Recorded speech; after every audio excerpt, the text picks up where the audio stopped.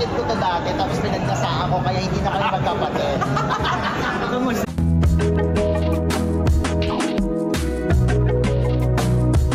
At bilang kaibigan ng dalawa, ikaw ba, boto ka kung sakasakaling mag-level up ang relasyon ni Alden at Catherine? Alam niyo ako kung sino ang para kanino at sino ang mahal nino, doon ako sa kanila.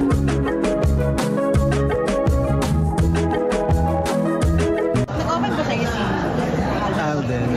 Kasi magkakaibigan kayo ng About Catherine. Kana Alden. Pero nakasama mo ba sila sa shoot na nandun silang dalawa? Wala si wala pa. Sa Hong Kong. Sa etong Canada, 1 month kami. So, obserbahan mo na. At bibigyan mo kami ng update ha.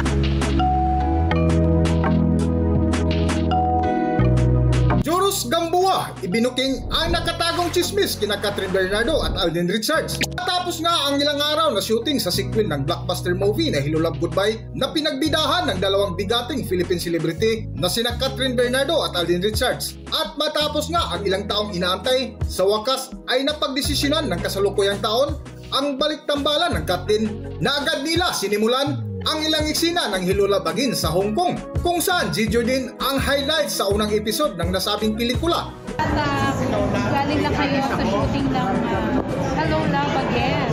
Yes. Enjoy yung namin. Talagang nag-flashback lahat ng ng shooting namin noong 2018. Tama.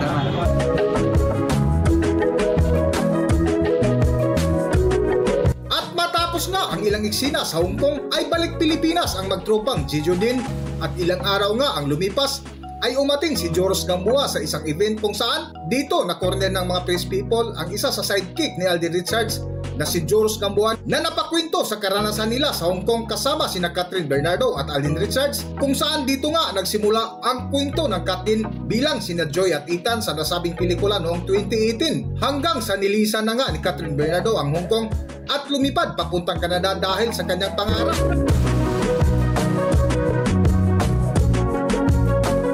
At looking forward ako dito sa next leg namin, which is yung Canada. Nag-bonding uli kayo ni Alden. Yes! Sayang dahil ang nag-shoot lang dito sa Hong Kong is me, Jeff Tam, and Alden.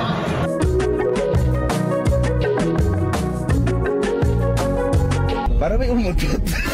Hindi ako. Di ba yung ano, Joros, umutot ka na totoo. Kapag ako tatawa lang ako, wala akong pakialam. May umutot. Pero Wala si Catherine? Wala si Catherine. Dahil yung story nasa Canada na siya. So, ayun, this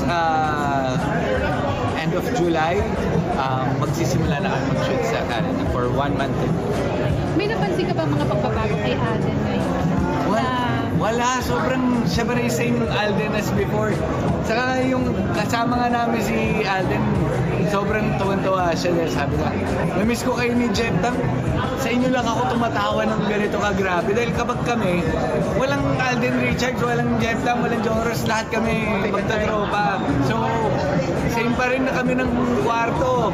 Kumbaga, meron nga kami mga skit na mga ginawa, pero abanganin niya yan. Ipo-post namin. Of course, napag-usapan niyo ba si Catherine? Siyempre. Ay, oo naman. Si Catherine, looking forward kami magkasama. Medyo nagtatampo lang si Jeff kasi hindi siya nakasama sa Canada. Pero, ayan, abanganin niyo to dahil maganda yung story nitong part 2 namin.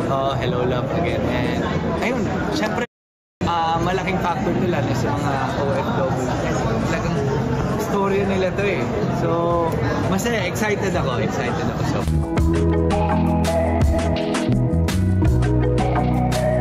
At habang patuloy nga na nakipag-usap si Joros Gamboa sa media, ay hindi ito naiwasan tanungin ng mga press people ukol sa kasalukuyang estado ni Catherine Bernardo at Alden Richards bilang malapit na kaibigan ni Alden Richards. Ngunit ikinagulat ng press people ang sagot ni Joros Gamboa na tila may ibig sabihin.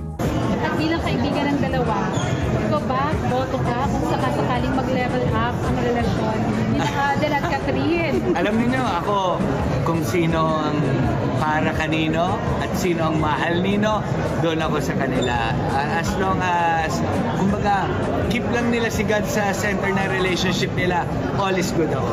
Nag-open ba sa'yo si Alden.